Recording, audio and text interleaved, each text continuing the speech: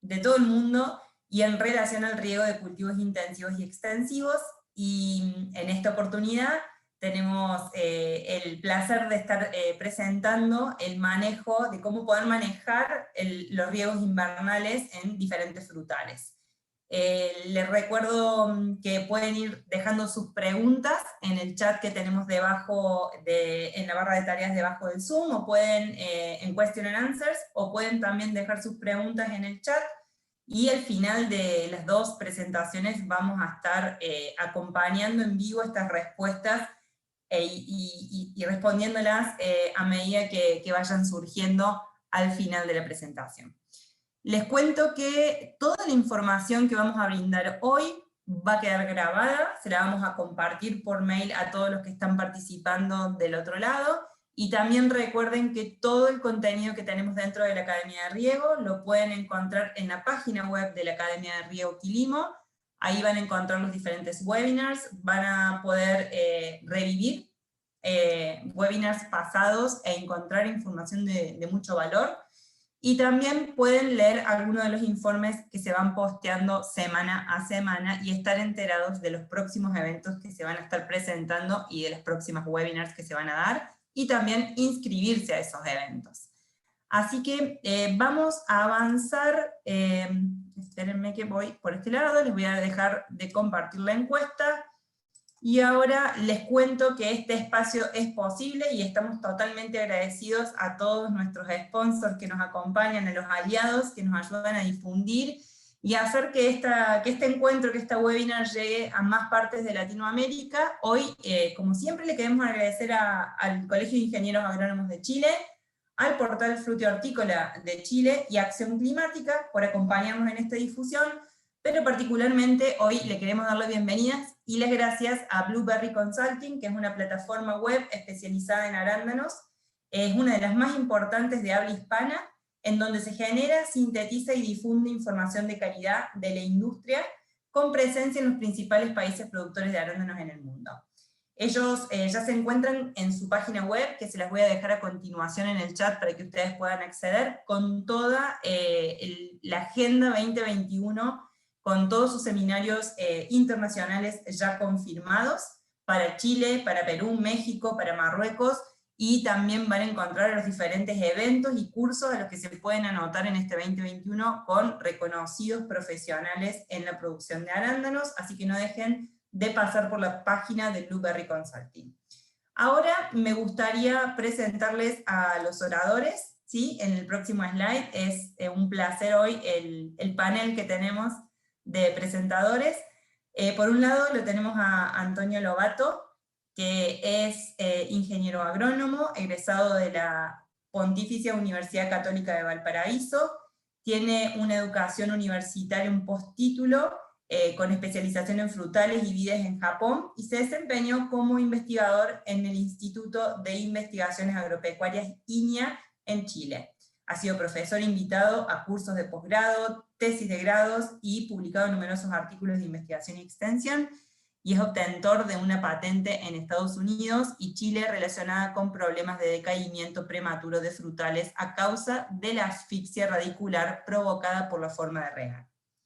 Actualmente tiene su propia consultora, es un consultor internacional con interés en la relación suelo-planta-agua, así como la presentación de suelos marginales para el establecimiento de frutales de alto estándar en la producción. Bienvenido, Antonio, la verdad que es un placer tenerte en la Academia de Riego, y nada, muchas gracias por participar. Por otro lado, tenemos a Sofía Del Frari. Ella ya ha participado en nuestros espacios, pero les vuelvo a presentar, ella es ingeniera agrónoma, egresada de la Universidad Nacional de Cuyo, estudió en Londrina, en Paraná, Brasil, y realizó una especialización en Economía y Administración Agraria en la Universidad Autónoma de Chapingo, México. Trabajó en una bodega en California y actualmente se encuentra realizando su tesis final de curso para un magíster en Administración y Gerenciamiento de Empresas Agroindustriales. Vamos a conversar sobre lo que vamos a estar hablando hoy. Bienvenidos a ambos, y les cuento. Primero vamos a arrancar con Sofi. Ella nos va a hablar un poquito de con qué herramientas contamos para poder hacer una gestión del riego invernal. ¿Cómo podemos saber si durante el invierno estos frutales, cualquiera sea, necesitan o no necesitan agua, como una de las herramientas que nos va a presentar. Y luego vamos a pasar con Antonio Lobato, vamos a estar hablando del riego invernal bajo condición de sequía, es uno de los grandes focos que va a estar tratando. Vamos a hablar del monitoreo de humedad, cómo hacerlo, cuál es la mejor forma. Vamos a tocar de manera muy importante el tema de la capacidad de estanque. Cuán importante es la capacidad de estanque y valorarla. Y luego también vamos a estar hablando un poquito de lo que son los valores de KC, qué pasa con los valores de KC en invierno, están, no están, ahí hay un par de mitos que tenemos que resolver durante la charla, y también vamos a estar hablando de la variabilidad de ese KC en función de las diferentes frutales, variedades, y también en función del suelo. Así que con esta presentación, gracias nuevamente a todos los que están del otro lado, recuerden dejar sus preguntas, y avanzamos, Sofi, para contarles a todos los que están escuchándonos ahora.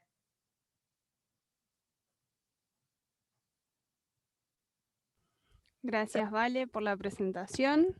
Vamos a ver si logramos machear todos estos temas, que son un montón, en la horita que nos apaña. Bueno, me gustaría poder acercarles de modo simple y claro, en primer lugar, lo que es Quilimo, ¿verdad? Y simplemente es una herramienta que deja a disposición la recomendación de ejecutar o no ejecutar un riego a campo, ¿sí? Al operador o al encargado de esta valiosa acción en lo que es la agricultura. Basándonos siempre en datos precisos, teniendo en cuenta lo que es el suelo a través de muestreos, teniendo en cuenta el ambiente a través de estaciones meteorológicas y el monitoreo de cultivo a través de imágenes satelitales y obviamente algunos detalles que se tienen que visualizar a campo como estadios fenológicos y algunos otros datos particulares del ciclo que compromete, digamos, a esta actividad. Con estas variables se genera un sistema de Big Data, el cual procesa y lo que intenta es darle robustez para afinar esta decisión y esta recomendación que se le acerca al productor para que fácilmente ejecute o no ejecute esta acción. Tenemos una plataforma móvil y una plataforma también con un espacio para desarrollarlo en la computadora. Y básicamente, ¿cuáles son las utilidades? Lo que Quilimo plantea es darle una noción clara y expeditiva a la persona que va a estar haciendo un asesoramiento o siguiendo de cerca el campo, y lo que primeramente le acerca es un panel de control. Y lo que se pretende hacer es identificar a través de imágenes satelitales como las que vemos en pantalla los distintos cuadros o los distintos sectores que vamos a monitorear y poder con una escala colorimétrica definir primero si estos se encuentran en un buen estado o en déficit en función del agua, del contenido de agua y agua útil que tiene el suelo, y por otra parte indica la prioridad de riego que tiene ese conjunto de campos, ese conjunto de cuadros o simplemente ese conjunto de operaciones de riego, ¿sí? ¿Y cuál es el otro panel interesante que se le acerca al productor? Y esto tenía que ver un poquito con lo que contaba Valeria con respecto a el cálculo o que el cliente tenga una noción de la capacidad de estanque. Entonces nosotros tenemos distintos tipos de suelo sobre los cuales se plantea poder ingresar en este sistema o en esta plataforma, en un gráfico propiamente dicho como el que vemos en pantalla, todas las variables. Vamos a calcular una capacidad de estanque, que después nosotros lo traducimos a un porcentaje, ¿sí?, de agua útil, como se ve en el margen izquierdo, y que obviamente va de 0 a 100, implica los valores asociados a un punto mínimo o punto de marchites permanente, como le decimos a nivel agronómico, y un punto máximo que es el punto o el porcentaje 100, que indica la capacidad de campo. Simplemente estos porcentajes van a estar asociados a un conjunto de milímetros que me van a significar a mí mi capacidad de estanque de ese sector de suelo. En función con la capacidad de estanque que tenga cada tipo de suelo, vamos a poder también generar distintas estrategias que intentan ser plasmados en un gráfico como este. Se tienen en cuenta, como dijimos, las variables de suelo, las variables ambientales que van a estar definidas por pluviometrías, ¿sí? En este caso, en este gráfico propiamente dicho, que van a estar siendo las barras de color verde, y el efecto antrópico o el efecto humano, que es cuando nosotros prendemos o apagamos un equipo de riego e implica la pluviometría del sistema de riego, que en este caso va a estar marcada en las barritas rojas. Vamos a determinar una estrategia en conjunto con el cliente, que va a ser los valores de umbrales, ¿sí?, de agua útil que se desea, tanto para la etapa fenológica y para el cultivo en particular. Por eso estos valores son simplemente dinámicos, y es lo que vemos a través de esta línea anaranjada que vemos en pantalla, y simplemente la línea celeste va a indicar desde cuánta agua parte este sistema en el momento de muestreo, y se va a hacer un seguimiento bastante cercano de cada una de las parcelas, ¿sí? ¿Por qué decimos que Quilimo intenta ser preciso en la recomendación, no solamente de cuánta agua se debe aplicar, sino en qué momento aplicarlo? Es porque intentamos afinar el lápiz en el sentido de ajustarnos a la demanda precisa del cultivo en ese momento. Y vemos que al correr de los días vamos a tener distintas evapotranspiraciones reales del cultivo, que tenemos la posibilidad de obtener el dato preciso de cuántos milímetros estaría necesitando, y poder diferenciar de los valores generales o bibliográficos que se asumen como una evapotranspiración potencial. Entonces, cuando vemos estas diferencias en estas dinámicas de estas dos variables que estamos hablando, vemos que en cierto punto pueden distar mucho los valores de reposición o de milímetros que necesita cada cultivo, y es donde nosotros apelamos a intentar afilar este lápiz y poder ser mucho más eficientes con el cuidado del recurso, ¿sí?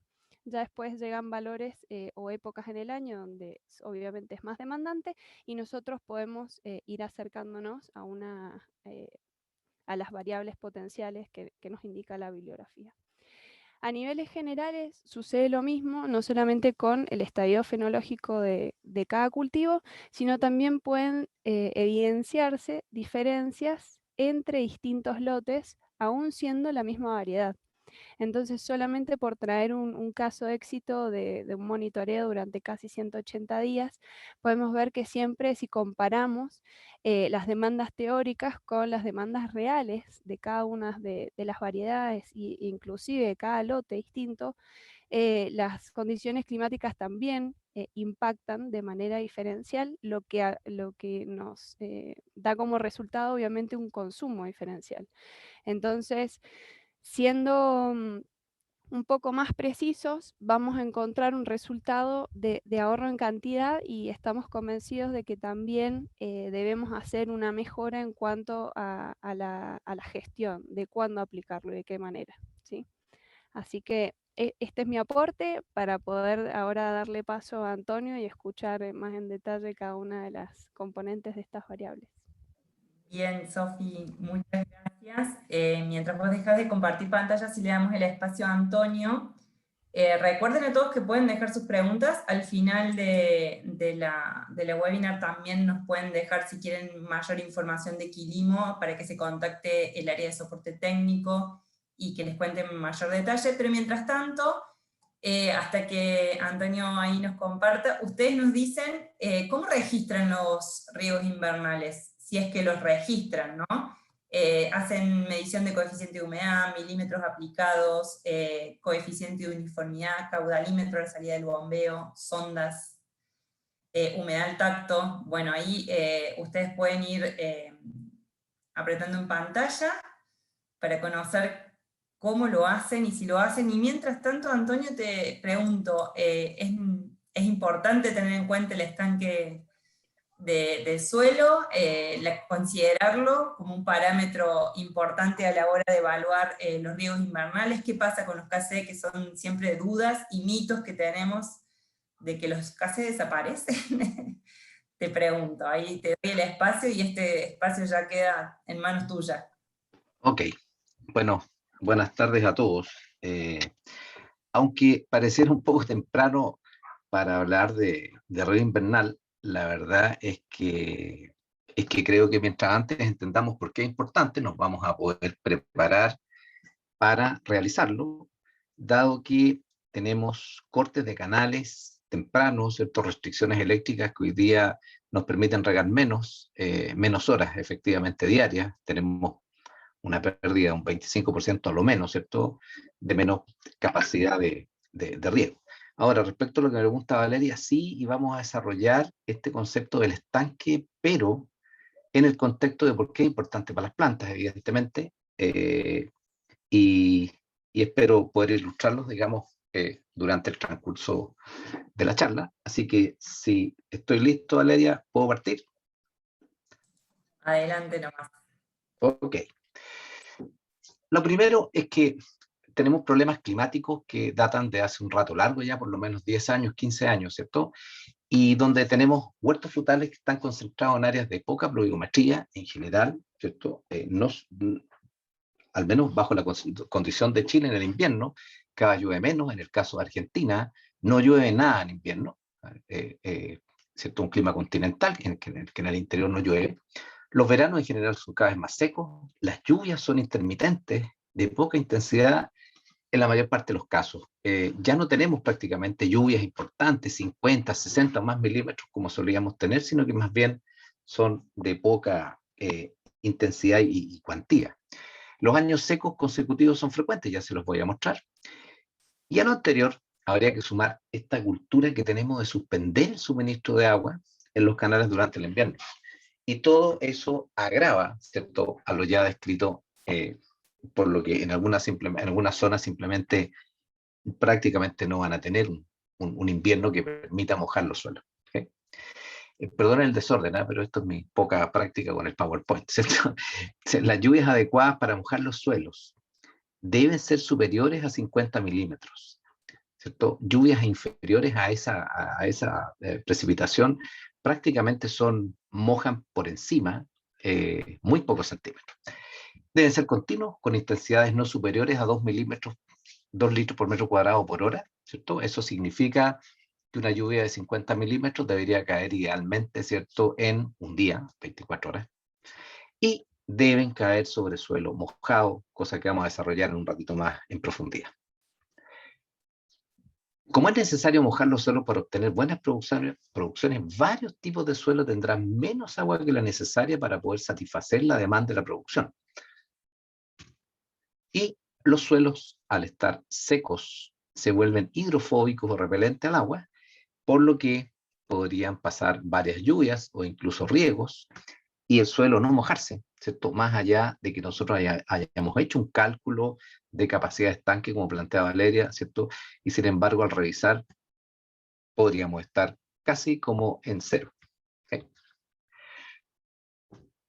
En las últimas temporadas también nos ha ocurrido un fenómeno en la zona central de Chile, y es que cada vez tenemos otoños más cálidos. Las temperaturas han sido más altas y los frutales de hoja caduca en general han mantenido sus hojas hasta fines de mayo, principios de junio, con toda la anomalía que eso implica para efectos de la acumulación de frío invernal, pero también para el consumo de agua y la exposición de tejidos mal terminados a heladas, ¿cierto? Y sobre todo a daños vasculares que se hacen evidentes después durante la primavera. Así que lo anterior nos ha obligado a usar técnicas que antes ocurrían en forma natural. Hoy día tenemos que inducir estas plantas, llevarlas de la mano al receso, ¿cierto? Y dentro de eso está la suspensión de los riegos, que va a afectar al estanque, y también el uso de algunas otras herramientas hormonales, como uso de etileno en las especies que lo toleren, para inducir a este receso. ¿Okay? Ahora quiero mostrarles algunos datos de el invierno del año 2007.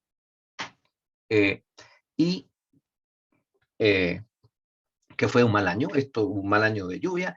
Lo que tienen ahí son sensores, ¿cierto?, que están puestos a 30 centímetros de profundidad, 45, 75 y 1,20 m.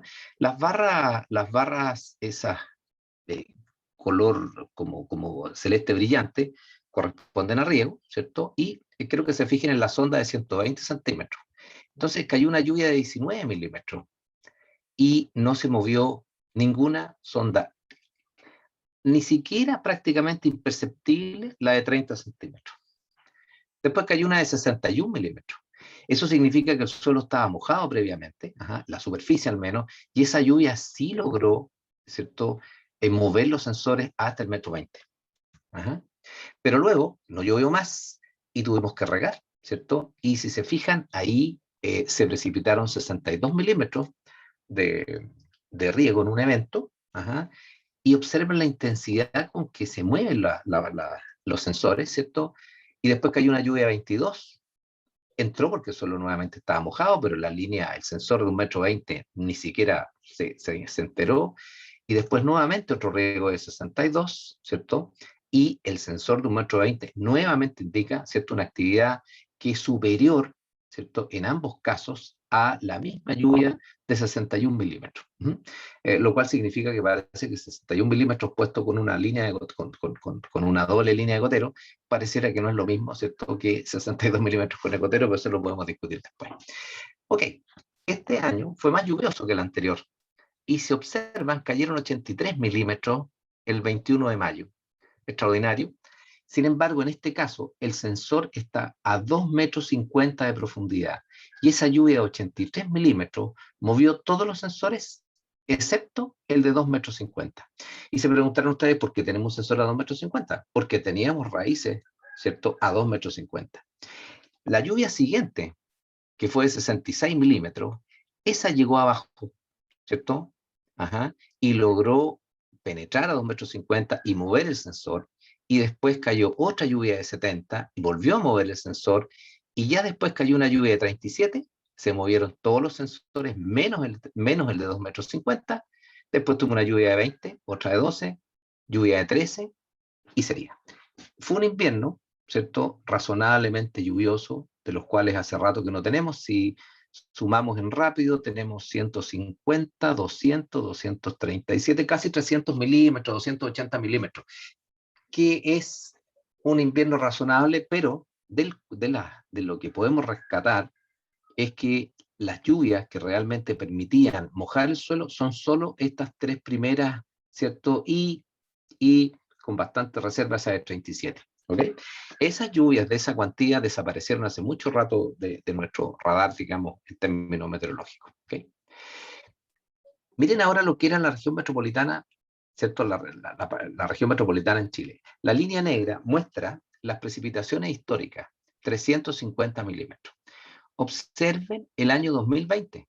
Tuvimos 180, y el año pasado, ¿cierto? El 19, tuvimos 90 milímetros. Cuando yo les mostraba las fotos del 2007, ¿cierto?, esos gráficos del 2007, todavía nos caían, digamos, teníamos acumulado entre 200, 300, incluso un poquito más de milímetros, pero desde hace los últimos 10 años hemos estado siempre prácticamente por debajo de los 200, y con casos dramáticos como el del 2019, donde no cayó nada, ¿cierto? Porque esos 90 milímetros realmente, que si los desglosáramos las lluvias, fue un rociado el suelo para que no se levante tierra nada más. ¿Ok?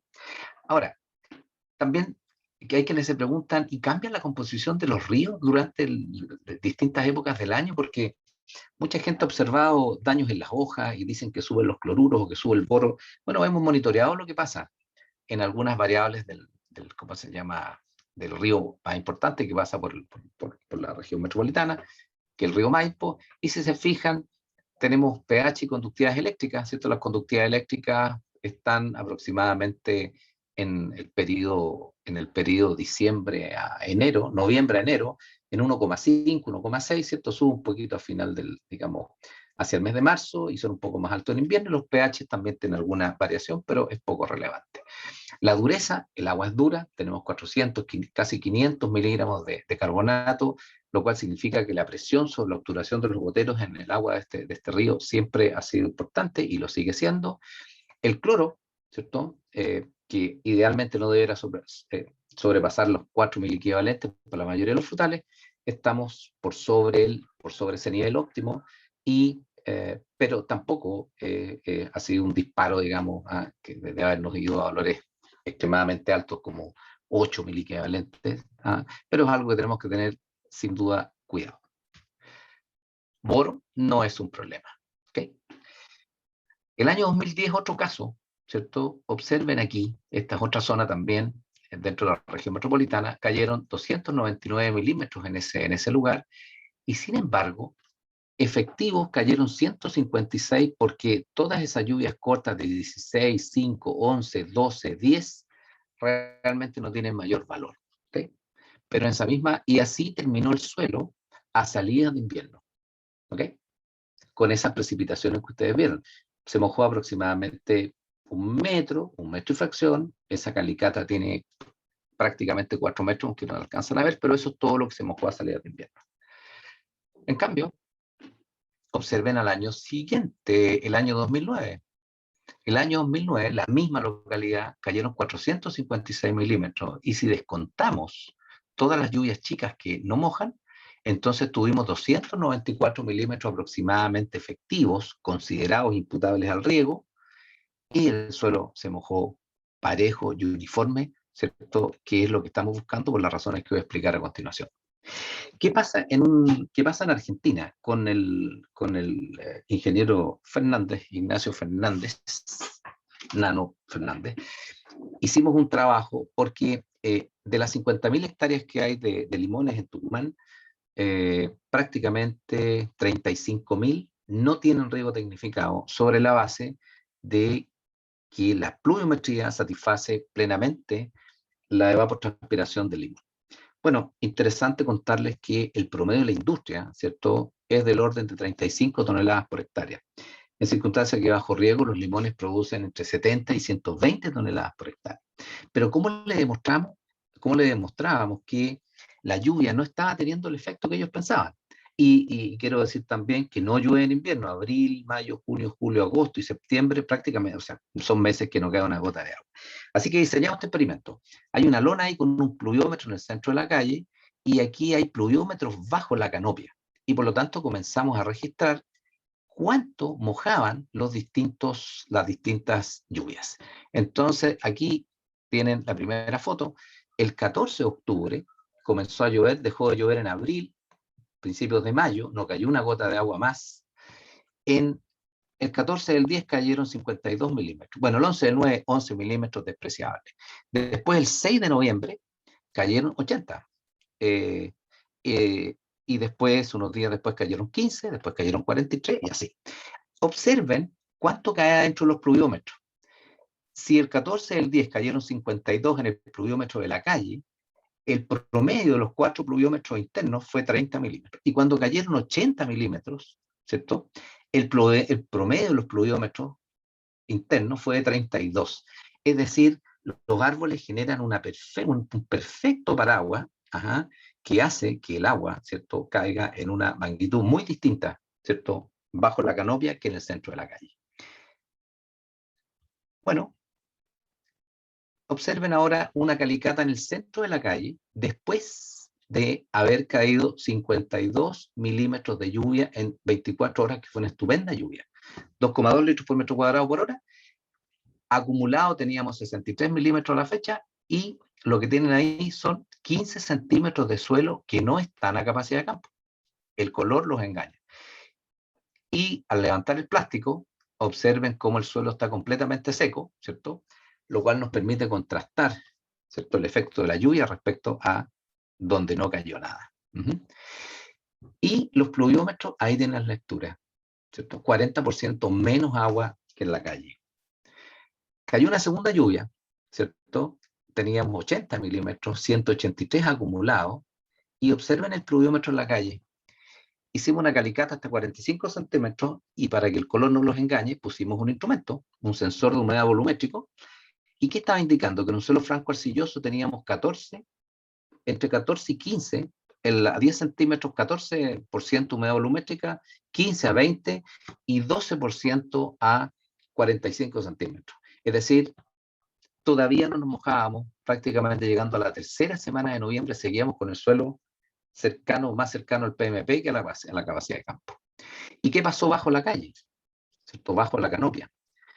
observen cómo a los 35 centímetros ya el suelo se puso blanco, duro, imposible de penetrar con el sensor. ¿Y qué humedad tenía? El mismo 14% que adentro. ¿Ok? Es decir, este huerto salió del invierno, donde no llovió una gota, donde no hay mayoritariamente equipos de riego, salió seco. ¿Ok? En este caso, después de los 80 milímetros de lluvia en la calle, tuvimos los mismos 32 centímetros, o sea, 30 milímetros que en las lluvias anteriores. ¿Okay? Ahora, ahí está toda la foto del año. Ese año llovió, en la temporada 19-20, cayeron 1012 milímetros acumulados. ¿Ok? En los pluviómetros cayeron 560. Estimamos que quizás el suelo, ¿cierto?, se comenzó a mojar a donde está el cuadrado, ¿cierto?, cuando teníamos acumulado 800 milímetros. Antes de eso, el suelo nunca logró mojarse. ¿Okay? Ahora, se preguntarán ustedes si esto tiene efectos sobre la producción. No les queda ninguna duda y vamos a seguir ahondando en eso. Ahora, la pregunta es, ¿por qué? Porque hasta acá no hemos puesto a las plantas, ¿cierto? No hemos dicho nada de las plantas. ¿Por qué tendríamos que regar? Es muy importante que sepan que la señal para la uniformidad de la brotación la producen las citoquininas que provienen de las raíces finas de crecimiento activo durante el invierno, ¿cierto? Si es que éstas están creciendo. No es que la señal de brotación la den las raíces, porque hay un juego de inhibidores, ¿cierto?, inhibidores y promotores de crecimiento en las yemas, pero lo que hace la citocinina es aumentar la cantidad de conexiones de las yemas con los haces vasculares, y mientras mayor es esa producción de citocinina que va a estar dada por el volumen de raíces, entonces tenemos brotaciones más parejas, más uniformes. Ahora, ¿cuándo crecen las raíces? Siempre. Siempre que las temperaturas de suelo no sean inferiores a 7 grados, que el suelo esté húmedo y que haya oxígeno. Otra cosa importante por la cual es fundamental, si esas tres condiciones están, las raíces van a crecer ininterrumpidamente. Uno podría afirmar, cuando le pregunten cuándo crecen las raíces, desde el 1 de enero al 31 de diciembre. Nunca paran. Crecen a tasas diferentes, pero nunca paran. Ahora, ¿por qué es importante también este crecimiento invernal? Porque en general, para la producción de alto rendimiento de fruta, hay una gran destrucción de raíces, ¿cierto?, que es un proceso natural, dado que a las plantas no les interesa hacer lo que nosotros queremos. Y resulta que para no caer en ciclos, digamos, de descompensación de copa raíz, es muy importante que después de las cosechas, ¿cierto?, estas raíces crezcan, se recuperen. A veces las podemos estimular, ¿cierto?, dependiendo de las épocas, pero hay un periodo que naturalmente la raíz está sola y si tiene condiciones va a recuperar parte del volumen perdido. Y entonces pasa a ser fundamental que estén todas las condiciones y una de ellas es la humedad. ¿Ok? Y la tercera es que las plantas miden cuánta agua tiene el suelo durante la etapa de desarrollo, ¿cierto? Y en función de esta deciden cómo van a crecer.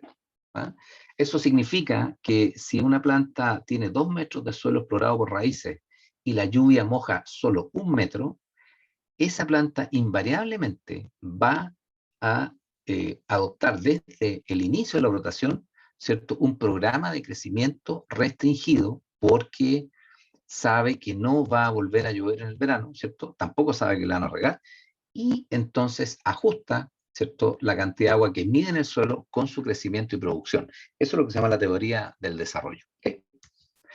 Entonces, acá tenemos dos plantas. Una, la de la izquierda, que llovió poco, ¿cierto? Y las raíces rojas, los puntitos rojos representan a las raíces de crecimiento activo, que son estas raíces blanquitas que van a producir, ¿cierto?, las citocininas, ¿ven? Así que, y la del lado, en cambio, es la misma planta que creció, su sistema radical creció ininterrumpidamente, dado que se mojó entero.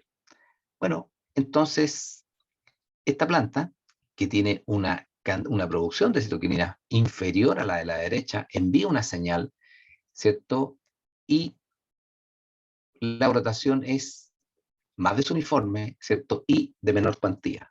Pero en este caso, que tenemos una gran un gran desarrollo de raíces, la señal es muchísimo más potente y por lo tanto tenemos una brotación uniforme, pareja, con una evolución fenológica posterior de la fruta, ¿cierto? De la misma fruta de la misma edad fenológica, lo cual, desde el punto de vista de los manejos culturales, es extraordinario para cualquier productor de fruta. ¿Okay? Ahora, efectos negativos, por ejemplo, la poda con inadecuado riego invernal. Quiero contarles algo. Esto es un experimento que se hizo en los países árabes. Ahí tienen 2 pastos, ¿no? Entonces, están bien regados y imagínense que ahora le cortamos el agua, ¿cierto? Y los dejamos de regar.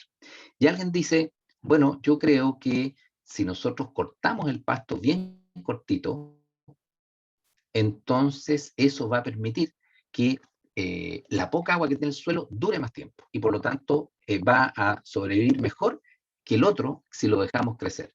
Bueno, entonces se fijan, el de la derecha, el de la izquierda, perdón, lo dejamos sin regar, por supuesto, y no le cortamos el pasto, y el de la derecha también le cortamos el riego, pero sí cortamos el pasto bien cortito. Pasa un tiempo y ambos se ven así, secos. ¿Sí? Los 2 se secaron porque evidentemente nunca más se regaron. Pero resulta que uno de los 2, si ustedes hicieran una calicata en uno de los 2, descubrirían que está mojado y el otro, la otra calicata está seco. Ahora vamos a cortar el pasto seco, lo vamos a regar y uno de ellos va a morir y el otro va a brotar como si nada hubiese ocurrido. Se los presento. ¿Cuál sobrevivió? Aquel que no se cortó. Y el que se cortó y donde se redujo el índice de área foliar, se murió. Y se murió porque las plantas se tomaron toda el agua. ¿La razón es? Muy simple. Cuando comienza a disminuir el contenido de humedad de agua en el suelo, los ápices de las raíces se comunican con los ápices de los brotes, ¿cierto? Y les dicen, hay poca agua, ¿cierto? Comencemos a restringir, ¿cierto?, el consumo y adicionalmente, si fuera necesario, entremos en receso. Y los ápices le dicen, ok, ¿cierto? Ok, lo que está de por medio es la sobrevivencia y por lo tanto voy a reducir el crecimiento o lo voy a detener, voy a reducir la conductancia estomática y eventualmente voy a entrar en receso. Pero si ustedes cortan los ápices, esa comunicación desaparece y por lo tanto todo el rebrote nuevo no tiene comunicación con las raíces hasta que no se establece, ¿cierto?, ¿cómo se llama?, brotes que se comunican con las raíces nuevamente, pero en ese intertanto la raíz no puede no entregar agua y se seca el suelo y se muere. Ahora, miren en la práctica esto. Pasto. ¿Quién no ha visto esto? ¿Por qué hay pasto muerto? Ese pasto no tiene un problema de hongo. Muy simple, porque si bien está regado al 100% de la superficie, las partes que están secas estaban hidrofóbicas, tenían un poquito de pendiente. El agua corrió por encima y simplemente no penetró.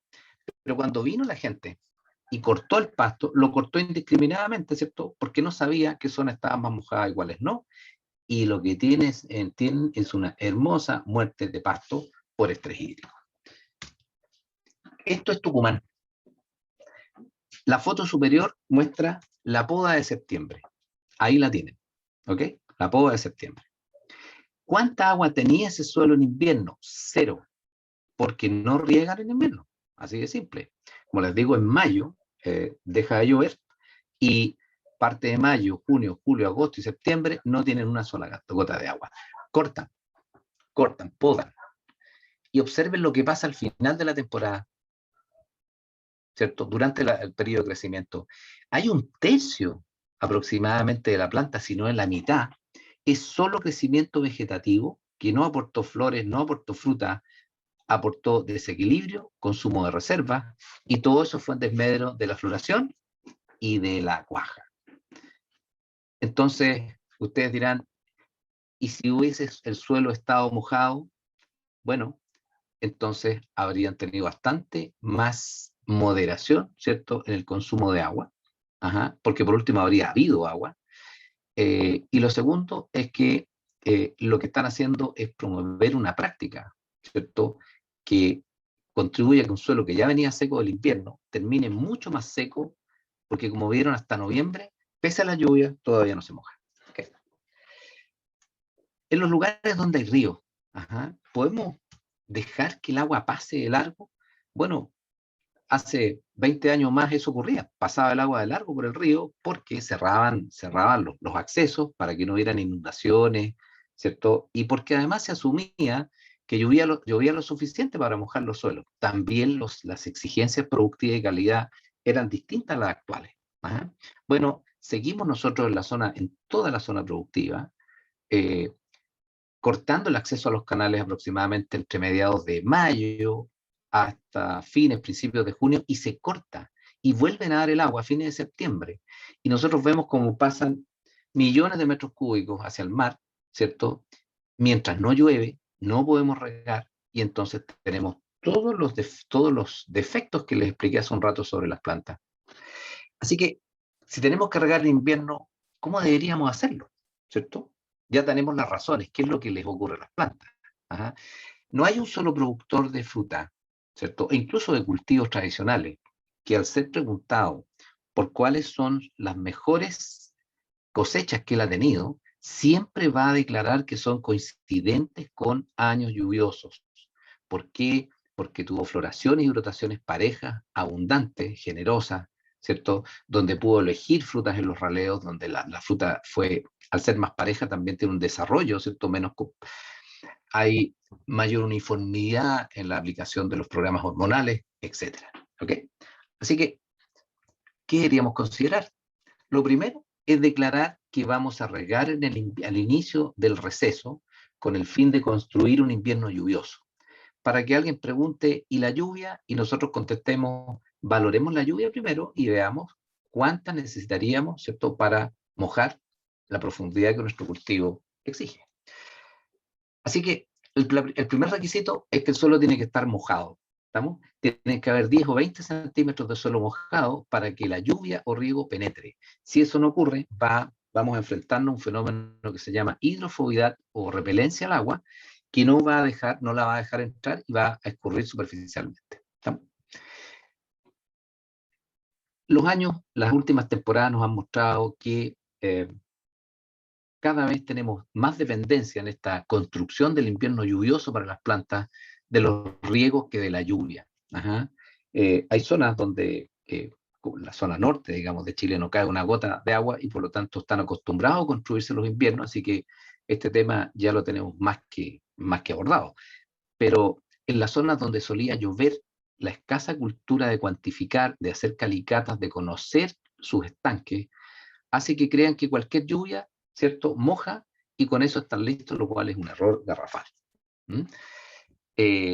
¿Cuándo debería comenzar este invierno lluvioso? Cuando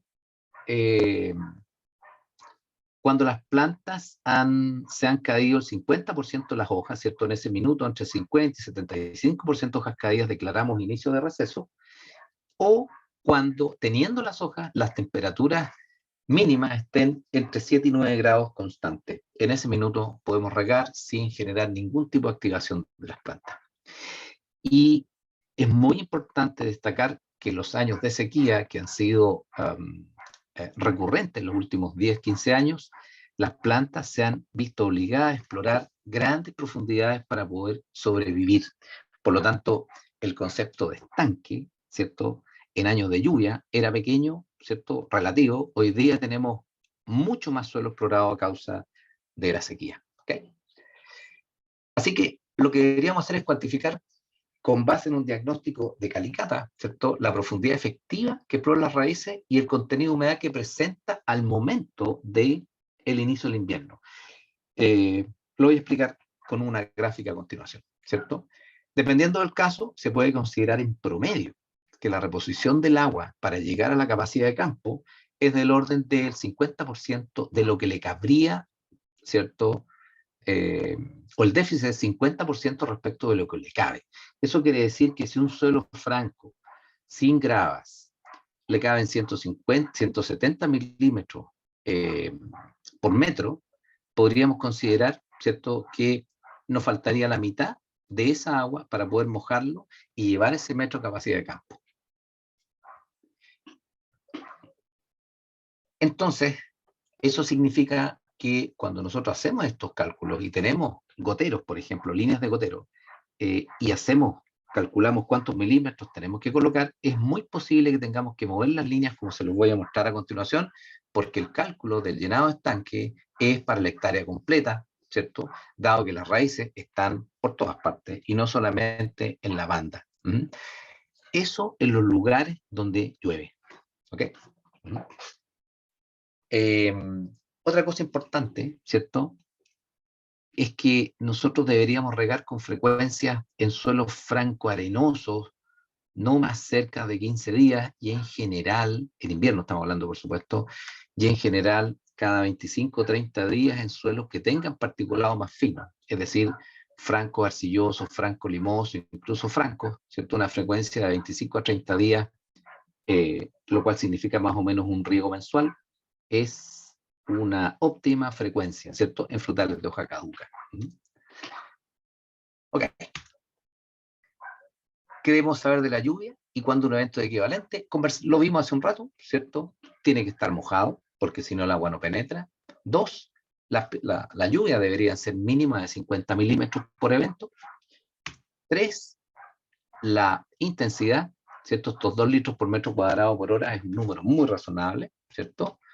4, dado que la lluvia no es 100% eficiente, de los 50 milímetros caídos en las condiciones, si tuvieran los 3 puntos anteriores, ¿cuánto deberíamos considerar que logra penetrar y mojar al suelo? Normalmente, ¿cierto? En cálculos que han hecho los australianos, 70%, 75% de esa agua en condiciones óptimas podríamos considerar que entró al suelo. ¿Okay? Y eso significa más o menos que si tomáramos esta lluvia de 50 milímetros, podríamos considerar que 40 de ellos irían a llenar nuestro estanque, el cual todavía no sabemos cuánto es. ¿Okay? Es muy sano, por ejemplo, hacer algo como esto cuando uno tiene dudas, ¿cierto?, de qué hace la lluvia. De nuevo, basado en la misma experiencia de Tucumán, ¿cierto? ¿Qué cuesta poner un plástico, ¿cierto?, o varios plásticos y mirar? Llovió, yo creo que el suelo se mojó, perfecto. Esperamos un día después de la lluvia, sacamos el plástico y hacemos calicata para verificar cuánto se mojó. Como les digo, y se van a llevar una sorpresa respecto de qué es lo que es capaz de hacer la lluvia y qué no. ¿Okay? Esta foto la tomamos, ¿cierto? Ahí está, el 7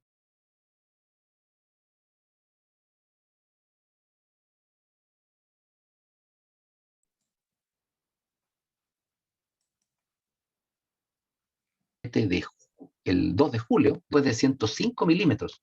¿Perdón? Antonio, me parece que se te ve cortado justo, pero ahí volviste. ¿Sí? ¿Volví? Sí. ¿Cuánto se mojó después de esta lluvia de 105 milímetros? Apenas 30 centímetros. ¿Ok? Ahí estamos midiendo con la incredulidad del productor, que él pensaba que con esos 105 milímetros estaba extraordinario, y no, se mojó lo que está indicando ahí. ¿Ok?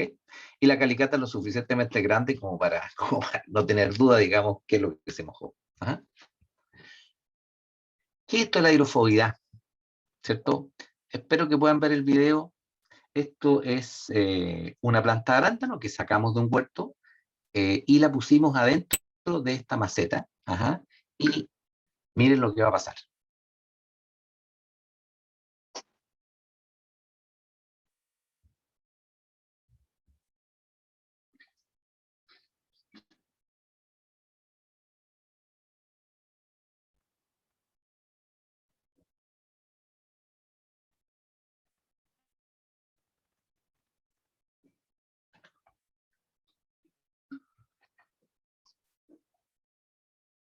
Nadie diría que el agua no está pasando a través de cómo se llama el sustrato, pero quiero que miren ahora lo siguiente.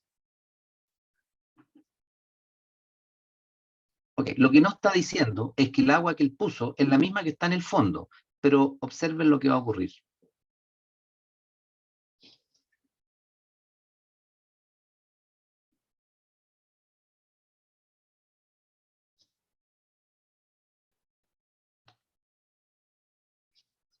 No se mojó nada. ¿Ok?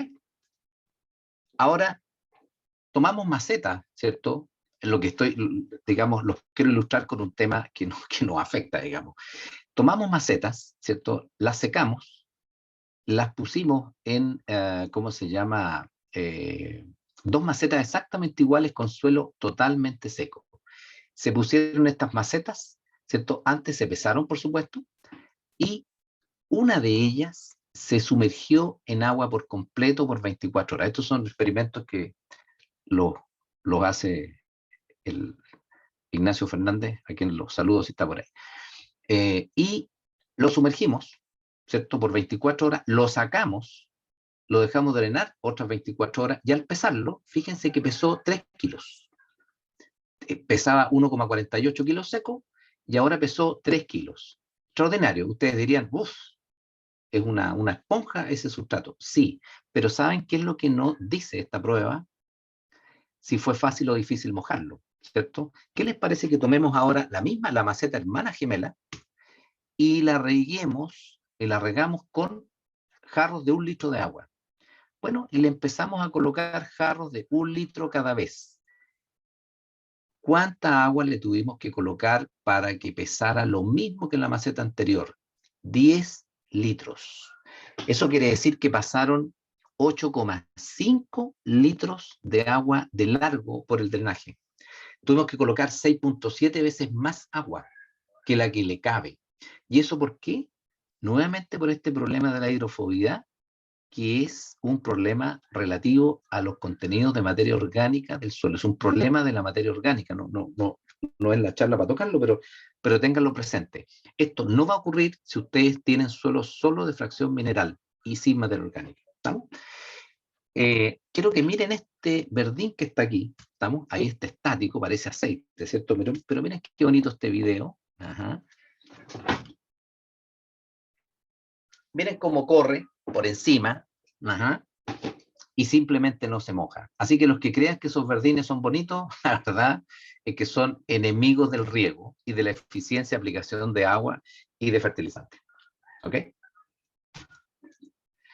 Bueno, ¿y cómo son nuestros huertos? ¿Qué productor no tiene una hermosa hojarasca abajo, ¿cierto?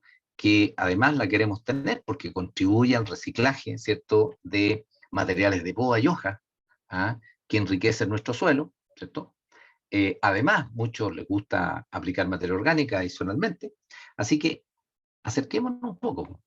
Miren lo que hay debajo de la hojarasca. Hay residuos de materias orgánicas que están de muchos años reciclándose en buena hora. Y entonces cuando llueve, para que ustedes sepan, ¿cierto? Cuando llueve, toda esa hermosa materia orgánica, mientras no se moje, el agua va a pasar simplemente por encima. Y eso explica, ¿cierto? Complementa la explicación de las plantas a los cítricos en Tucumán, que además de que las hojas hacen de un perfecto paraguas, y en el caso frutales de hoja caduca la propia estructura, también la hojarasca, mientras no se moje lo que está inmediatamente abajo, el agua no va a penetrar. ¿Ok? Ahora, adicionalmente a esto, ¿hay problemas físicos que afectan al mojamiento del suelo? Sí, por ejemplo, cuando tengo camellones. Ese camellón funciona como esa foto del paraguas que les estoy mostrando ahí. Compactaciones, efectos antrópicos, ¿cierto? Como mencionaba la Sofi, por pisoteo del suelo, ¿cierto? Tránsito humano, maquinaria, etcétera. Observen cómo el suelo va perdiendo fertilidad física, cómo cada vez la densidad aparente es más alta, y cómo la porosidad, ¿cierto?, gruesa, que a través de la cual se mueve el agua en el suelo, lo limita y simplemente no penetra. ¿Okay? Eso nos ha llevado, ¿cierto?, a preguntarnos si cada cierto número de años, ¿cierto?, nosotros no deberíamos mover el suelo. Y de hecho, lo hicimos. Ajá. Pero basta con moverlo. Miren la siguiente foto. Se ve hermoso, ¿no? ¿Cierto? Hermoso. Y estamos listos porque pensamos que habíamos movido el suelo, y entonces, como lo movimos, ahora somos capaces de cosechar agua invernal porque la lluvia que caiga ahí se la va a tragar el suelo. Pero ¿y si hacemos una calicata para verificarlo? Antes la calicata, simplemente con la mano, limpiamos por encima, y miren cómo se ve de lado, qué hermoso. Sigue estando en la misma posición, ¿cierto?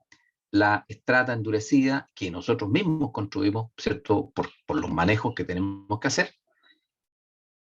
Así que tuvimos que ir de ida, ir de vuelta, ¿cierto? Para que realmente el suelo se quebrara, y miren cómo quedó después de un enorme esfuerzo, ¿cierto? De ¿cómo se llama? En este caso lo pudimos hacer con un tractor, ¿cierto? Pero nos gastamos el doble, 2.5 veces más jornadas que lo que pensamos, ¿ok? Ahora, ¿qué ocurre si lo hacemos mal? ¿Qué pasa si no detectamos que eso realmente no es más que un movimiento superficial? Observen lo que pasaría. Quedaría un barrial horroroso, porque el suelo que soltamos por encima se habría empapado, habríamos llegado a las zonas duras, a los pies de arado, y tendríamos un barrial que es un espanto. ¿Estamos? Así que mejor nos hubiésemos quedado como estábamos, pero conscientes de que la lluvia no iba a ser capaz de mojar nuestro suelo más allá de todas las condiciones que le pusimos. ¿Ok? Este es un suelo que también fue subsolado, ¿cierto? Dada la distancia de plantación, avellanos europeos, digamos, no se subsoló, sino que sí, se corrigió un subsolado mal hecho en el origen.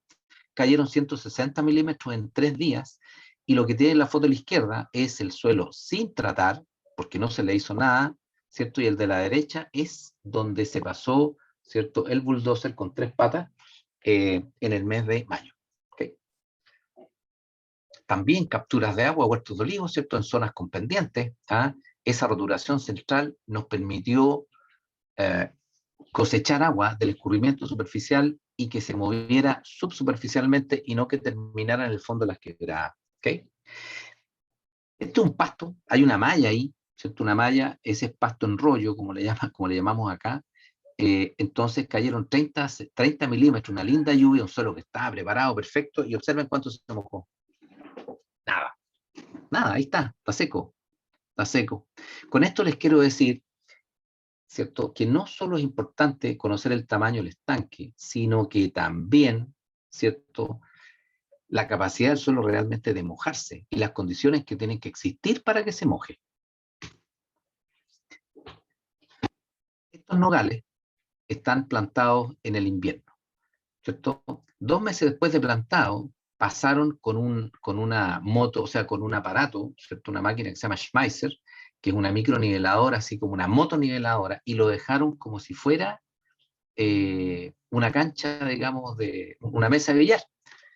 Dicen que es para la cosecha mecánica, que va a ocurrir 5 años después.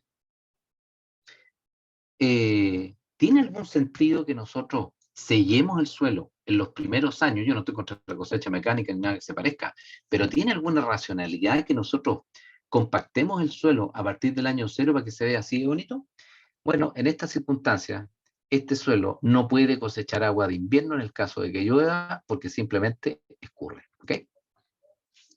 Ahora sí, vamos al estanque. Este es una aburrida tabla de esas que la entienden los profesores que la hacen, ¿cierto?, o los que la difunden. Yo quiero ir, ¿cierto? Dice, ¿cuánta agua le cabe a mi suelo? Si fuéramos un suelo franco arenoso, y a la última columna, diría que a 1 metro de suelo franco arenoso, sin gravas, ¿cierto?, le cabrían aproximadamente entre 90 y 150 milímetros de agua. Eso significa que si nosotros sacamos el agua, como se los voy a mostrar, sería una lámina de 15 centímetros. Y si fuera un franco arcilloso, serían entre 160 y 220. Es decir, primero, no hay un solo valor para una misma clase textural. Ajá. Por eso que el valor que aparece ahí es un rango. ¿Ok? ¿Qué significa lo anterior? Significa que si eso fuera 1 metro de... ¿Me escuchan? Valeria, ¿se escucha? ¿Sí? Se te Sí, escucha, se te va por momentos. Sí. Ok. Adelante. ¿Qué significa ¿qué significa lo anterior? Significa que si este cuadrado café fuera 1 hectárea, ¿ok? Ajá. Y fuera franco arcilloso y los puntitos azules fuera el agua, y nosotros comprimiéramos hipotéticamente, digamos, comprimiéramos el suelo y sacáramos esas pelotitas a la superficie, veríamos que tendrían 19 centímetros aproximadamente de alto, ¿ok? Ajá. O sea, 19 centímetros de lámina, o 190 milímetros, o 1.900 metros cúbicos, o 1.900.000 litros. Eso es lo que le cabría a un suelo franco arcilloso si estuviera seco para llevarlo a capacidad de campo. ¿Ok? Ok. Entonces, me fabriqué esta tabla para compartirlas con ustedes. Si tuviéramos un suelo franco, parémonos aquí en el suelo franco. Si tuviéramos un suelo franco que le caben 170 milímetros a capacidad de campo por metro, y cuando termina la temporada, después de cortes de agua, ¿cierto?, que hemos hecho, consumimos la mitad de lo que le falta, de lo que le cabe, entonces necesitaríamos 85 milímetros para poder llevar ese metro a capacidad de campo. Y si fueran 2 metros de profundidad, necesitaríamos 170 milímetros para llevarlo a capacidad de campo. Y así, ¿estamos? Y así.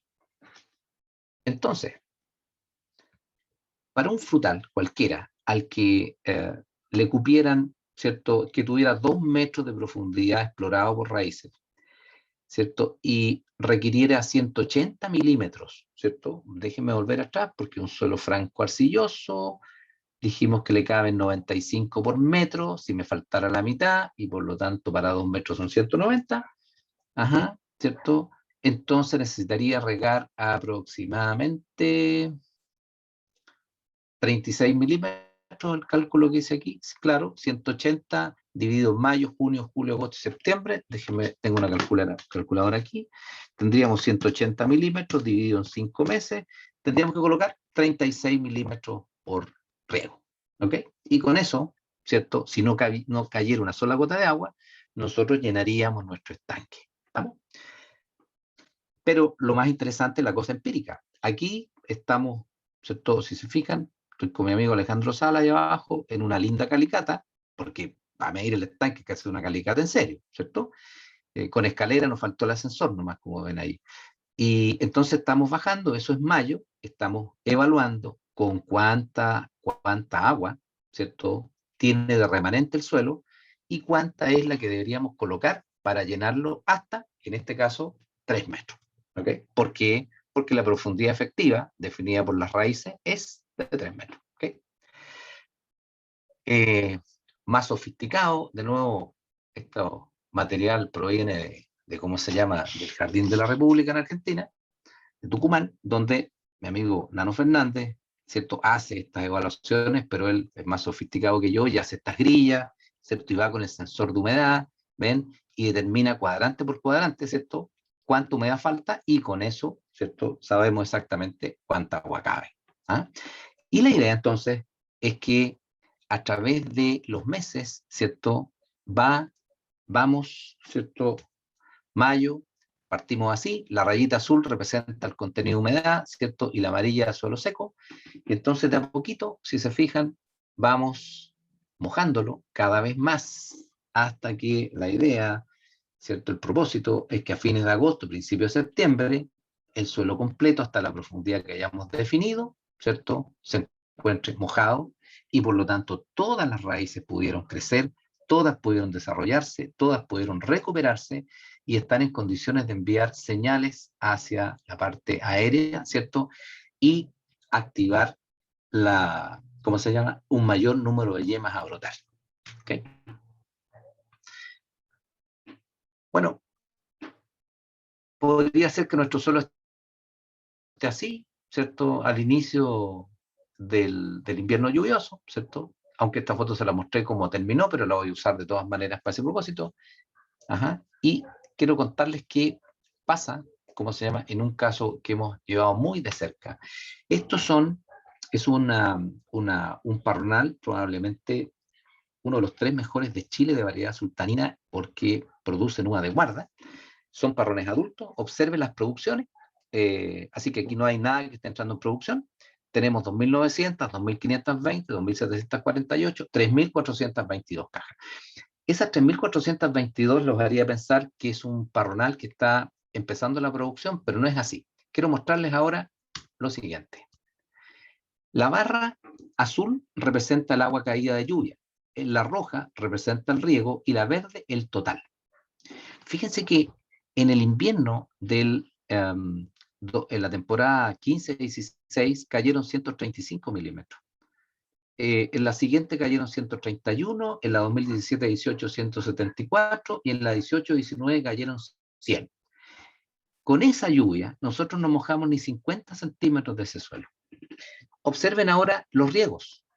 114, 88, 227 milímetros, y la temporada 2018-19 hicimos 362 milímetros de ¿cómo se llama?, de riego, que se sumaron a los 101 de lluvia. Resulta que ustedes dirán, son 463, sí, pero no son 463 efectivos, porque descuéntenle la eficiencia de esos 101 y probablemente vamos a estar del orden de 400 milímetros. ¿Qué es lo que solía llover en esa zona históricamente? ¿Tendrá algo que ver esas 3.422 cajas con ese invierno súper lluvioso que está ahí? Déjenme mostrarles la calicata de lo que estamos hablando y por qué. ¿Por qué pusimos 360 milímetros? Bueno, porque esta calicata tiene 4,20 metros, está explorada por todas partes, y si se fijan en el piso de ella, tenemos raíces. Y entonces esos 360 milímetros fueron puestos para mojar, no, digamos, estos 4,20 metros a razón de más o menos un 50% de déficit por cada metro, que es lo que estimamos. ¿Okay? Ahora, por supuesto que ustedes tienen profundidades efectivas menores, bueno, la cuenta será la que les dé. Pero si asumen sin hacer calicatas que les permitan prospectar, pueden estar cometiendo un error importante. ¿Okay? ¿Y cómo lo haríamos? ¿Cierto? Bueno, si tuviéramos un campo como este, esto es un invento, no existe, pero un invento mío. Ahí está el campo, ahí está la caseta de riego. Tenemos 3 especies, uva de mesa, cerezos y nogales. Ahí está la superficie. Tenemos, sí, está la superficie, las precipitaciones de los equipos y los caudales instantáneos, ¿cierto? Entonces, cuando se riega uva de mesa, se está regando también cerezo y se está regando también nogales, y al lado tienen el gasto de agua, ¿cierto?, que son 65 litros por segundo o 234 metros cúbicos a la hora cuando estamos regando, ¿cierto?, en régimen de primavera-verano. ¿Ok? Pero nosotros en invierno normalmente no tenemos esa disponibilidad de agua, o podríamos no tenerla, pero tampoco necesitamos tener toda la capacidad de los equipos, que lo que estamos haciendo es llenar pausadamente nuestro estanque al suelo, y necesitamos llenarlo a razón de cada 15 días o cada 25 o 30 días. Así que no necesitamos los 65 litros por segundo, por lo que podríamos entonces transformar nuestros equipos de riego en forma fácil de 4 sectores a 8 sectores. Si se fijan, antes teníamos 4 operaciones de riego por cada especie. Ahora tenemos 8 operaciones, y eso quiere decir que gastamos la mitad del agua. Si se fijan, ahora estamos gastando un caudal instantáneo de 32 litros por segundo, ¿cierto? Y no los 64, 65 que mostré en la lámina anterior. ¿No?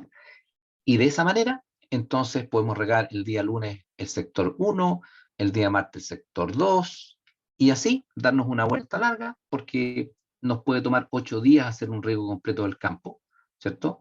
Y regar en simultáneo todo. Cada 8 días estaríamos en condiciones de volver a regar, pero necesitamos volver, como les digo, cada 15 o cada 25 o 30, y estaríamos ocupando la mitad del agua. Y ahí tienen un programa, ¿ven? Entonces, partiríamos el día lunes 1 de cualquier mes con el sector 1, y así, ¿ven? Y estaríamos gastando 32 litros por segundo, y no los 64, que lo voy a volver atrás, o los 65 que requeríamos en régimen. Y acá tienen, ¿cierto?, la observación que hacía hace un rato. Si nosotros calculamos que a nuestro suelo le faltan 100, 150 o 200 milímetros para llenar el estanque, resulta que la pregunta es, si nosotros aplicamos estos 200 milímetros o lo que sea en la posición que están las líneas permanentemente, la pregunta es si eso va a permitir que se moje el centro de la calle. Y la respuesta es que no necesariamente va a ocurrir, Y si nosotros aplicamos 200 milímetros que calculamos por una hectárea en media hectárea, créanme que van a tener una asfixia radical hermosa. Por lo tanto, ¿cierto? La cantidad de milímetros traducida a una cantidad de horas de riego, y esa cantidad de horas de riego traducida en números de riego en el invierno, una parte de ellos van a ir al medio, ¿cierto? Ajá, para mojar la zona central, y otros van a estar en la posición de ¿cómo se llama? La posición estándar que tienen las líneas, ¿ok? Ahí tienen, estos son duraznos, ¿cierto? Acá hay almendros, fíjense, ya están en receso y estamos en plena construcción del invierno lluvioso. Esto para un fruticultor, mover la línea, ¿cierto? No es ningún tema, porque hacemos bastantes más cosas y más complejas que mover una línea, ¿ok? Entonces, el cálculo del estanque y la cantidad debe ir acompañada, entonces, de esta consideración, ¿ok? Ahí tienen uvas, observen, acá tenemos duraznos, ¿cierto? Hay almendros, ahí tienen uvas, y si se fijan, también, ¿cierto? Ahí, pero en este caso, la línea está permanentemente al medio, por lo tanto ya se está cumpliendo, ahí no hay que mover nada porque hay una línea en la hilera de plantación y hay otra que está al centro, ¿ok? Y si lo lleváramos a un programa, ¿cierto? Un programa simple de riego invernal, ¿cierto? Sobre la base de nuestros cálculos, diríamos que en junio regaríamos 2 veces, en julio 2 veces, en agosto 2 veces, ¿cierto? Y en septiembre una, ¿cierto? Tendríamos un riego que va a 30 de la... Claro, están cambiados, ¿cierto? Observen ahí, dice que es 1 y 1. ¿Estamos? Tiempo de riego 18 horas, serían 72 horas totales, y estaríamos colocando, ¿cierto? 168 milímetros en el caso de la uva de mesa, 227 en el caso de los cerezos y 252 en el caso de los nogales, ¿cierto? Ajá. Si ustedes me dicen, bueno, pero es que si el estanque de la uva de mesa es igual que de los nogales, entonces tenemos que regar un poco más, ¿ok?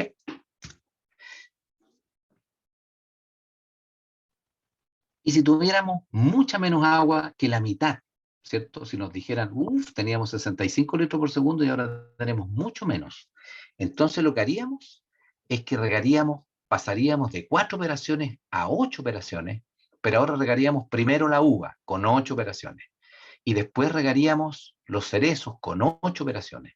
Y después regaríamos los nogales con 8 operaciones. ¿Cuánto nos tomaría eso? 24 días del mes. Pero ¿cuánta agua necesitaríamos? Para regar la uva, 7,4 litros por segundo constante por 8 días. Para regar los cerezos, 11 litros por segundo constante durante 8 días. Y para regar los nogales, 14 litros por segundo constante durante 8 días. Quiero volver rápido para mostrarles cuánta agua ocupaba este campo que me inventé. Durante la primavera-verano, requiere de 65 litros por segundo instantáneo para poder regar todo en simultáneo, ¿cierto? Que es como funciona en general todas las fincas y los campos, ¿cierto? Sin embargo, nosotros podríamos usar una fracción de esta agua, ¿cierto? En el invierno, ajá, y poder regar pausadamente y construirnos este invierno lluvioso, ¿ok? Y se vería ahora así el programa. ¿Estamos? ¿Ven? Regaríamos entonces la uva de mesa, que está de color gris, nos tomaríamos 8 días, y después seguiríamos con los cerezos, que nos tomaría otros 8 días, y ahí están los gastos de agua, ¿cierto? Y terminaríamos el 21, ¿cierto? El 21, el 24, el miércoles 24, de regar los, ¿cómo se llama? Los nogales, y volveríamos a regar el jueves 25, es decir, 25 días después, volveríamos a regar la uva de mesa, ¿cierto? Y así iría el ciclo durante el invierno, ¿ok? Finalmente, les diría que necesitamos recrear un ambiente propicio para que las plantas expresen su máximo potencial. Y todo esto comienza en el invierno, mojando correctamente los suelos. Muchas gracias por su atención y espero que se hayan entretenido. Valeria. Gracias, Antonio. Te cuento que tenemos la misma cantidad de gente al inicio que ahora. Hemos ya pasado la hora y 20, están todos atentos a tus palabras. No se ha ido nadie, así que agradezco muchísimo. No sé si quieren prender las cámaras para que avancemos con las preguntas. Hay muchas, así que no se vayan y escuchemos atentos. Excelente la disertación. Muchísimas gracias por todo el contenido que nos has dado. Les cuento que tenemos algunas preguntas. Voy a empezar porque tengo por todos lados preguntas. Así que vamos por esta. Antonio Matías Johnson nos pregunta, ¿cuáles serían las consideraciones al tener una napa al 1,5 metros de profundidad y que en invierno se activa, pero en los primeros centímetros, en los primeros 40 centímetros está seco? ¿Qué recomendaciones nos podés dar? Ok. Lo primero, cuando tú tienes napa freática, dame un segundo, Alexa, termina. Perdón. Sí, perdón, que estaba haciendo un mensaje. Cuando tienes napa freática, ¿cierto? Es obligación tener piezómetros, ¿cierto? Estos freatímetros, como le llaman en Argentina, nosotros acá le llamamos piezómetros. Y esos piezómetros deben ser monitoreados cada 7-10 días como máximo, ¿ok? Entonces voy a suponer que la pregunta, Matías, es que el agua está constante, 1,50 m, ¿cierto? Tiene poca fluctuación, que es lo que indica el piezómetro y los hidrogramas, y entonces él tiene que regar hasta que el piezómetro suba, ¿ok? El flotador de piezómetro suba. Debe subir porque eso le va a asegurar que el agua de riego llegó hasta la napa. Y ahora tiene que asegurarse de que la varilla baje al nivel normal que tenía antes del riego dentro de 24 horas. Si eso ocurre, entonces él va a hacer su cálculo, ¿cierto?, para la profundidad del suelo, que no está influida por el avance capilar de la napa, ¿ok? Y entonces voy a suponer que es del 1,50 m que él tiene de napa, ¿cierto? Al 1,50 m está el agua libre, voy a suponer que tiene 50 centímetros de efecto capilar, entonces tendría que hacer un cálculo para mojar ese metro que le falta, el metro que no está siendo influido. ¿Okay? Bien, muchísimas gracias. Ahora, Matías también nos pregunta, y esta ha sido una pregunta recurrente, así que vamos a resolver a varios. Entender cuál es el protocolo de una construcción de una calicata para que sea adecuadamente hecha y qué instrumento deberíamos tener en cuenta. Bueno, lo primero, ¿cuándo hago esa calicata? ¿Cierto? ¿Cuándo la hago? Yo les diría que hay dos calicatas, todas son importantes siempre, ¿sí? Pero les diría que hay dos que son en orden de importancia muy relevantes. La primera, deberíamos hacerla aproximadamente cuando declaramos el inicio del invierno. O sea, se cayó el 50% de las hojas y nosotros ya entramos técnicamente a estado fenológico de receso, ¿ok? Y por lo tanto, en ese minuto tenemos que determinar cuánta agua me falta para llenarlo. Así que las calicatas deberían ser de 2 metros, no menos, porque, como les digo, el que piense que las raíces están en la superficie, déjenme con todo cariño decirles que pueden estar profundamente equivocados. Entonces, una calicata de 2 metros les va a permitir saber, ¿cierto?, si realmente están hasta allá abajo o a lo mejor están encima. Segundo, ¿cómo lo haces? ¿Lo puedes hacer instrumentalmente? Puedes ir a hacer una grilla, rayar tu calicata como un cuaderno de matemáticas, ¿cómo se llaman? En cuadrados de 40 por 40, ¿cierto? Y puedes tocar sensorialmente, feeling method, digamos, ¿cierto? O puedes colocar un sensor y hacer un par de pinchazos en cada cuadrante con un sensor y decir, ok, a mi suelo le falta al primer metro la mitad y al segundo metro le falta 1/3 del agua que le cabe. Y con eso te programas. ¿Ok? Por supuesto que la pregunta siempre va a ser, ¿y la lluvia? ¿Y si es que llueve? Entonces yo me imagino que todos van a poner unos plásticos, varios plásticos, ¿cierto?, en sus campos para evitar que la lluvia penetre en ese sector de muestra. Ahora, ¿cuál es el valor de esto? Que después de cada lluvia que consideren importante, sacan el plástico y hacen una pequeña calicata dónde estaba cubierto y dónde no está cubierto. Y así van a saber realmente cuánto mojó, porque si no el resto es pura panza, como dicen mis queridos amigos argentinos. Y de la panza no funciona, digamos. ¿Okay?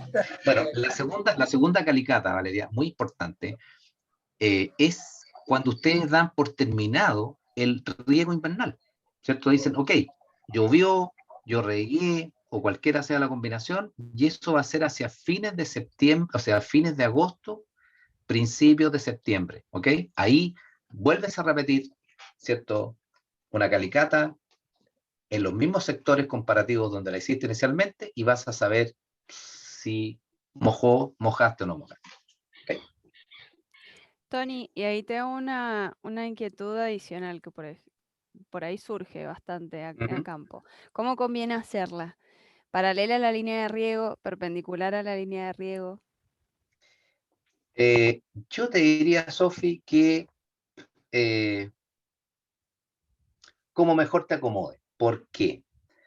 Porque a veces es más fácil hacerlas en el centro de la calle, ¿cierto? ¿No? Por si, digamos, porque no estás revisando riego en esta etapa, ¿cierto? ¿No? Lo que estás revisando es mojamiento volumétrico, ¿o no? ¿Cierto? Ajá. Y si tú estás considerando un híbrido de lluvia con riego, con movimientos de manguera, ¿cierto? Entonces, idealmente, si puedes, hazlas atravesadas de centro de calle a centro de calle, ¿ok? Perfecto. ¿Me sigues o no? Gracias. Perpendicular, Sí, total. perpendicular a la línea, pero de centro de calle a centro de calle, más chica, no te va a aportar mucha información, ¿ok? Perfecto, gracias. Ok. Bien, tenemos en el chat a Tania González que nos pregunta ¿qué opinas del riego deficitario controlado y el uso de estas técnicas de estrés en plantas para obligar el receso? ¿Cómo lo ves, Antonio, esto? Bueno, saludos a Tania, que está en Chile Chico, pegadita ahí a la frontera con la Argentina, así que un gran abrazo para ella. Bueno, resulta que en el mundo perfecto, las plantas entrarían en receso, ¿cierto? Solitas. Pero como tenemos anomalías, llamémoslas climáticas, en el otoño, y esta anomalía climática, digamos que quiero decir que el ambiente es más cálido. Entonces, si uno se pregunta, ¿qué hace que una planta entre en receso?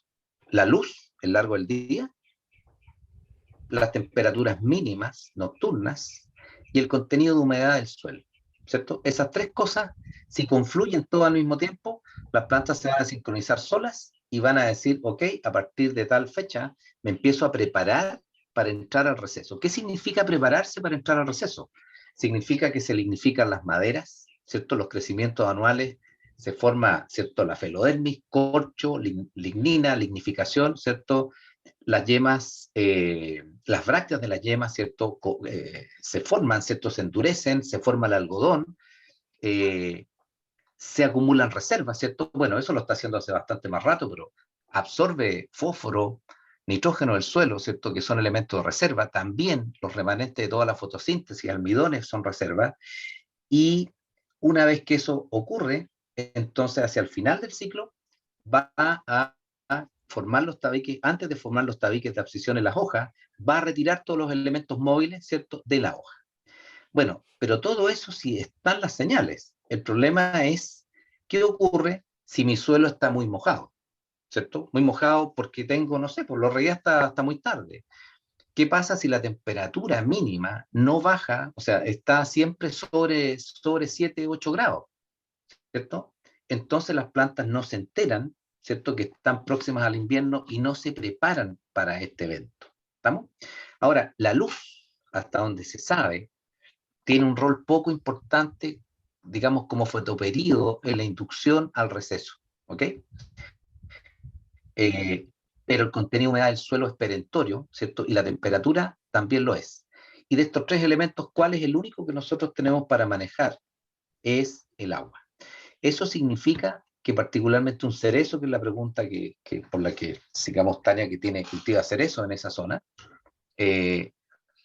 nosotros deberíamos regarlos aproximadamente hasta regarlos bien, ¿cierto? Significa mantener el suelo mojado, ¿cierto? Tener un K/C alto, hasta más o menos mediados de marzo. Y a partir de mediados de marzo, simplemente le cortas el agua, ¿estamos? ¿Qué es lo que va a ocurrir a partir de ese corte de agua? Que va a detectar, ¿cierto? Unos días después, que ya no la están regando, que comienza a haber un déficit, y a partir de ese déficit detecta una señal y comienza a prepararse para que así hacia fines de abril, principios de mayo, ¿cierto? Entra a un receso amigable y protegida al daño de los fríos invernales. ¿Estamos?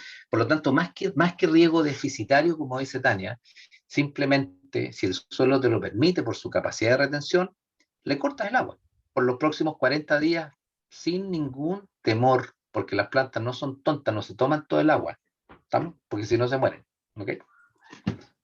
Y ahí, entonces, me gusta porque justo Maximiliano nos deja una pregunta en el chat que se correlaciona directo con lo que venís diciendo. Dice, hay un mito urbano que dice que el riego invernal adelantaría la brotación en primavera. Vos estás mencionando que al inicio, para preparar la planta, cortamos el riego para estimular, digamos, esa entrada en receso. ¿Qué pasa si regamos durante el invierno, si estamos estimulando a que la planta brote?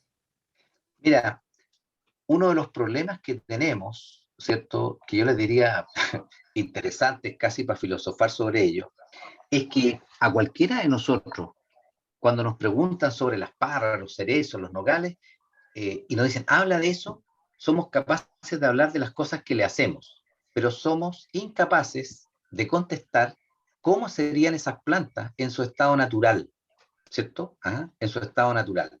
Y el no conocer el estado natural nos genera un problema, porque si tomamos un olivo o un nogal, por ejemplo, que son plantas de clima mediterráneo, ¿qué ocurre en un clima mediterráneo? Fíjate que llueve en el invierno, ¿o no? ¿Cierto? Y resulta que lo que sabemos es que, por ejemplo, en España, a todos los olivicultores están atentos al invierno español, porque saben que cuando llueve en España, ¿cierto? Una parte de esas 2 millones de hectáreas del secano producen grandes cantidades de fruta. Y cuando no llueve, producen poco y se soban todas las manos, ¿cierto? Entonces, la pregunta es, ¿qué es lo que tú quieres? Bueno, nuestras plantas, ¿cierto? En los cultivos con los que trabajamos son atletas de alto rendimiento. Por lo tanto, lo único que queremos es que no haya ninguna señal anómala, nada que se parezca al estrés, que partan y broten como, ¿cierto? Como que uno durmió 10 horas, ¿cierto? Y está extraordinariamente despierto, ¿cierto? Y ganoso, ¿o no? Así que, nada. Yo les diría que el estrés en términos del invierno es un muy mal aliado, digamos, ¿cierto? O el déficit, ¿no? Bien. Bueno, tenemos muchas preguntas más, creo que vamos a ir dándole un cierre. Voy a ir con la pregunta de Marcos Iván, que nos pregunta qué tipos de riego, sistemas de riego, si por goteo, por aspersión, microaspersión, recomendarías para frutales mixtos en la zona de San Carlos, Ñuble, Chile. ¿A qué le llamas cultivos mixtos? Primero aclárenme, por favor, eso. Dice frutales mixtos, me imagino que debe tener una finca con diferentes tipos de frutales. Ah, ok, bueno. Si vos tuvieras que definir, de acuerdo también me imagino, estamos hablando mucho de suelo y... Sí. Mira, sí, voy a tratar de interpretar la pregunta. Yo le diría lo siguiente. Cuando uno hace un análisis bien simple, ¿cierto? Respecto de un sistema por microaspersión a goteo, siempre en un mismo suelo, siempre el que usa microaspersor va a tener una huella hídrica va a requerir mucha más agua que el que tiene un goteo, ¿cierto? Y cuanto más, yo les diría que 20, 25, hasta 30% más de agua para satisfacer la demanda. Ustedes dicen, ¿y por qué? Porque tengo muchas mayores pérdidas, ¿cierto? Segundo, los fertirriegos son bastante deslocalizados, entonces es común en Chile que haya gente que tiene microaspersores y que fertiliza con pique y pala, o sea, va al lado de la planta con una pala y le coloca fertilizante granulado porque se aburrieron de promover malezas en el centro de la calle. Entonces, no quiero con esto demonizar a los microaspersores ni nada por el estilo, porque no se trata de eso. Pero si tú me preguntas, así a priori, ¿qué goteo? Te contesto al tiro, no te dejo ni terminar, ¿ok? Pero no soy tan cerrado como para decir, pero ¿y si tuviera un suelo súper pedregoso y de muy baja capacidad de retención de humedad y donde me costaría mojar volumétricamente el suelo? Te diría, ¿por qué no? ¿Con cuántas líneas de riego por goteo pensabas hacer? 2. ¿Por qué mejor no probamos con 3 líneas, ¿cierto? De manera de compensar el volumen. Y si no pudiera, bueno, me rindo a tu microaspersor, ya, ¿cierto? Pero de otra manera procuraría no usarlo porque son ineficientes. Otra cosa también, todos los que tienen microaspersores gastan más agua, los equipos son más caros, gastan más agua, fertirrigan muy mal. La mantención es horrorosa, los odian porque se quiebran las estacas, se caen. Después hay bichitos que le gusta anidar justo en el rotor ¿cómo se llama? Del microaspersor. Entonces se hace, digamos, no giran y después se gastan. No. No hay nadie que tenga microaspersores que no los odie. ¿Está? Así que. Bueno, excelente. Les dejo, bueno, a todos muchísimas gracias. Tenemos muchísima gente conectada aún. Muchas preguntas quedaron sin responder. Fueron excelentes las disertaciones. Me gustaría que, Antonio, dejes como un mensaje final para todos los que nos están escuchando todavía, mientras yo voy a alargar una encuesta para que vayan votando aquellos que quieran recibir más información. Para ir despidiéndonos, Antonio, el mensaje final en cuanto a riegos invernales a todos los que están escuchando ahora. Bueno, les diría lo siguiente. El periodo de riego más importante del año es, por lejos, el invierno. ¿Por qué? Porque resulta que si las plantas detectan que tienen menos agua de la que requieren para el tipo de crecimiento y producción que ustedes le van a exigir, simplemente no lo van a hacer. ¿Estamos? Ahora, el problema es que una vez que brotan y detectan que no tienen esa agua, es irreversible, ¿cierto? Volver a activarla. Es como si les dijera, tiene varios programas genéticos una planta a la salida de invierno. Y ella no tiene ningún problema con crecer poco, la fruta no le importa que sea chica y que tenga poca pulpa. Para ella la fruta tiene otro sentido que para nosotros. Y entonces la pregunta es, a fines de invierno, ¿qué programa genético quieres que activen tus plantas? ¿El de la sobrevivencia? Porque para eso no tienen ningún problema. Pero ese programa no paga la cuenta de nuestros negocios, ¿ok? Entonces irreversible. Si ustedes tienen un problema en diciembre, ¿cierto? Ojalá que nunca tengan un problema de riego, siempre lo puedo arreglar, siempre podría aumentar la lámina, podría hacer un riego por gravedad, ¿cierto? Temporal. Pero en invierno, no, ¿ok? Y ¿cómo se llama? Por lo tanto, grábense eso porque no tiene vuelta. Y por último, un gran abrazo para todos, cuídense, arránquense del bicho, manténganse sanos. Un gran abrazo. Y Sofi, me gustaría también que les dejes a todos aquellos que nos están escuchando palabras finales de cómo complementa Quilimo brevemente todo esto que nos viene acompañando, que nos dijo Antonio. Bueno, muchas gracias Tony y Vale. Los invito a todos a sumarse, a conocer la plataforma de Quilimo, a que nosotros podamos contarles las potencialidades que puede ofrecer para la gestión y el día a día del campo.